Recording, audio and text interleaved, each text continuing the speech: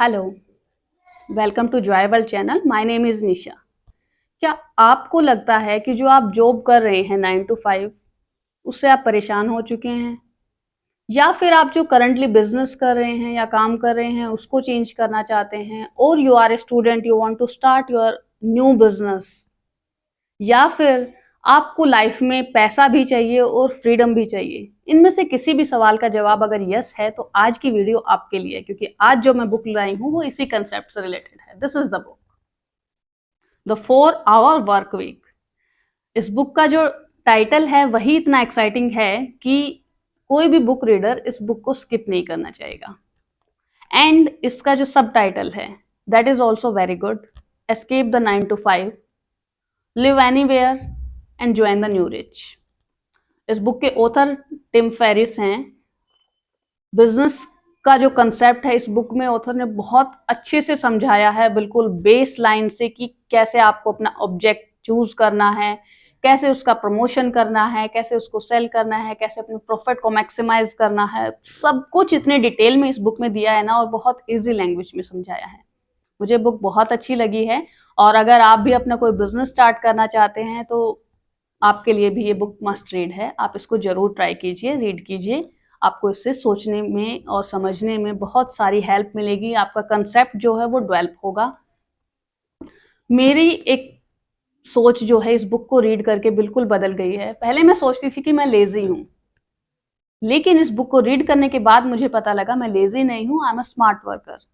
मेरी आदत क्या थी कि मैं जब काम मुझे कोई मिल जाता था तो मैं उस काम को फटाफट खत्म करने में बिलीव करती थी, इरिस्पेक्टिव कि दूसरे लोग उस काम को लेकर बैठे हुए हैं या मुझे कितना टाइम मिला है उस काम को करने के लिए। I never bothered. जब मैं रेस्ट कर रही हूँ तो मैं रेस्ट कर रही हूँ, लेकिन जब मैं काम करना स्टार्ट करती हूँ तो मैं उस काम को क्विकली फिनिश करने में बिलीव करती हूँ। मुझे अच्छा नहीं लगता कि मैं उस काम को लटका के रखूँ कई दिनों के लिए या कई घंटों के लिए। तो इस बुक को पढ़ने के बाद मुझे समझ में, I am not lazy, I am a smart worker. I believe कि मुझे आउटपुट पर फोकस करना, output oriented. I don't believe कि मुझे उस काम को करने में कितना टाइम लगा है। आप ज़्यादा टाइम दे रहे हैं किसी काम को करने में, इसका मतलब ये नहीं है कि आपकी आउटपुट अच्छी होगी। आई होप कि आप जब इस बुक को रीड करेंगे तो आपके भी बहुत सारे कंसेप्ट हैं वो क्लियर हो जाएंगे और आपको बहुत कुछ नया इस बुक को रीड करके सीखने को मिलेगा। तो जरूर ट्राई कीजिए। इस बुक में ऑथर ने 4 मेजर पार्ट्स में डिवाइड करके हमें समझाया है। डील एक कंसेप्ट है, तो वो चारों पॉइंट्स मैं आपके साथ शेयर करने वाली हूँ। Let's start from the first point, D. D stands for definition. Rich की डेफिनेशन क्या है? हम लोगों को लगता है जिसके पास बहुत सारा पैसा है ना वो अमीर है। ये पुरानी डेफिनेशन है। आज की जो न्यू रिच की डेफिनेशन है उसके अकॉर्डिंग सही मायने में अमीर वो है जिसके पास पैसा भी है, जिसके पास टाइम भी है और जिसके पास फ्रीडम भी है। अगर आपके पास बहुत सारा पैसा है लेकिन उसको खर्च करने का टाइम ही नहीं है, आपके पास फ्रीडम नहीं है कहीं आने या जाने की, तो आप अमीर नहीं हैं। आप अमीर तभी हैं जब आपके पास फ्रीडम, पैसा और टाइम सब कुछ है। तो ये सब चीजें आपको कैसे मिलेंगी वो सब इस बुक में ऑथर ने आपके साथ शेयर किया है। सेकंड जो पॉइंट है that stands for E. E means elimination. जब आप एक बार डिफाइन कर लेते हैं कि what is being rich for you, आपके लिए रिचनेस की डेफिनेशन क्या है, आप क्या क्या काम कर रहे हैं या क्या करना चाहते हैं, उसके बाद आता है सेकंड पॉइंट, एलिमिनेशन।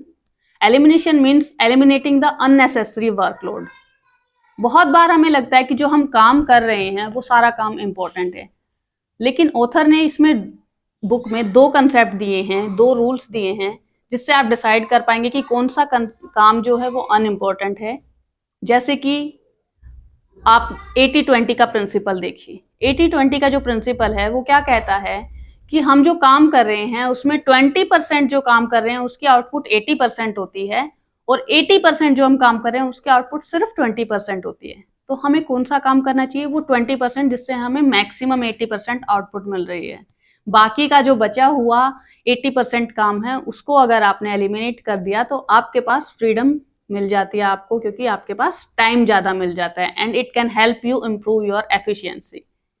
सेकंड जो लॉ है दैट इज पार्किंसंस लॉ, जो कहता है कि हम जब काम कर रहे हैं तो उस काम को कितनी देर तक आपने किया है वो मैटर नहीं करता, उस काम की वैल्यू कितनी है उस काम की आउटपुट कितनी है वो मैटर करता है। बहुत बार हम लोग ज़्यादा टाइम के लिए कोई काम कर रहे होते हैं तो हमें लगता है वो काम इम्पोर्टेंट है। नो, काम की करने की लेंथ मैटर नहीं करती है, उस काम को करने के बाद आपको क्या आउटपुट मिल रही है दैट रियली मैटर्स। तो आपको आइडेंटिफाई करना है ऐसा काम जो आपके लिए इम्पोर्टेंट है, वो नहीं जो आप ज़्यादा देर के लिए कर रहे हैं।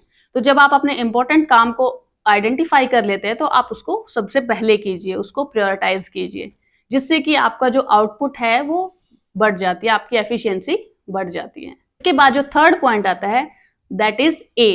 ए स्टैंड्स फॉर ऑटोमेशन। जब आपने काम को आइडेंटिफाई कर लिया है, आपने अननेसेसरी काम को एलिमिनेट कर दिया है, third step which is very important is automation. Automation means automation आप कैसे कर सकते हैं? आप अपने काम को आउटसोर्स कर सकते हैं, किसी दूसरे को काम डेलीगेट कर सकते हैं। लेकिन कौन सा काम आप डेलीगेट करेंगे? बहुत बार हमें क्या लगता है कि जो भी काम हम कर रहे हैं ना, हमसे बेहतर कोई नहीं कर सकता। बट बिलीव मी, जब आप दूसरों को वो काम दे देते हैं तो वो आपको काम उससे कम पैसे में करके देगा। आपको उसको पेमेंट करनी है, वो आपको काम जल्दी मिल जाएगा and you will get freedom. जब आप दूसरे को डेलीगेट कर देते हैं, काम आउटसोर्सिंग करते हैं, और अभी जो आईटी इंडस्ट्री के कारण इतना हमारे पास ग्लोबलाइजेशन हो गया है कि आपको फिजिकल स्पेस की रिक्वायरमेंट नहीं है। आप कहीं भी हैं, वर्ल्ड के किसी भी पार्ट में हैं, you can delegate your work to anybody around the world. तो वो काम आपको होकर मिल जाता है। कहीं से भी आप मैन्युफैक्चरिंग करा सकते हैं अपने प्रोडक्ट की, कहीं से भी आप अपने रिपोर्ट तैयार करा सकते हैं। इवन कि आपकी जो पर्सनल काम है, बिल पे करना या और भी घर के कुछ काम हैं, उनको भी आप डेलीगेट कर दीजिए। इन सब कामों को डेलीगेट करने से क्या है, आपकी टेंशन कम हो जाती है, आपको सोचना कम पड़ता है और आपको फ्रीडम भी मिल जाती है ना? ये इंटरेस्टिंग। और इसके बाद जो फोर्थ पॉइंट आता है that is L. L stands for liberation. जब आप अपना काम कर रहे होते हैं, अपनी प्रेजेंट लाइफ में जो आप काम कर रहे हैं उससे बाहर निकलना हर किसी के बस की बात नहीं होता। हर कोई जो इस बुक को रीड कर लेगा वो अपने करियर को चेंज नहीं करेगा। चेंज वही कर पाएगा जो डिसाइड करेगा कि yes I have to change the course of my life. मुझे अपनी लाइफ में कुछ चेंज लेके आना है, मुझे कुछ नया करना है, वही कर पाएगा। हर रीड करने वाला एक्शन नहीं लेता। जब आप एक्शन लेंगे तभी आप उसको अचीव कर पाएंगे जो आप अचीव करना चाहते हैं। तो लिबरेशन के लिए आपको खुद से कुछ क्वेश्चंस पूछने हैं। क्या जो आप प्रेजेंटली काम कर रहे हैं वो काम अगर आपका छोड़ देते हैं आप, तो क्या आप सरवाइव कर पाएंगे? क्या आपके पास इतना पैसा है कि आप सरवाइव कर पाएंगे, या फिर आपके पास इतनी स्किल्स हैं कि आप दूसरा बिजनेस स्टार्ट कर सकते हैं? और ऑथर कहते हैं कि ये जरूरी भी नहीं है कि आप अपनी जॉब को छोड़कर ही कुछ नया स्टार्ट करें। आप अपनी जॉब को करते रहिए, कुछ नया बिजनेस स्टार्ट कीजिए, जॉब के करते करते आप दूसरी जगह इंटरव्यूज दीजिए। नई जॉब जब आपको मिल जाती है या नया करियर ऑप्शन आपको मिल जाता है, उसके बाद आप अपनी प्रेजेंट जॉब को छोड़ सकते हैं या प्रेजेंट बिजनेस को छोड़ सकते हैं। तो you can shift it step by step instead of terminating your present career at one go. तो जब आप इस तरह से स्टेप वाइज करेंगे तो आपको आसानी से आपका जो करियर है वो शिफ्ट हो जाएगा।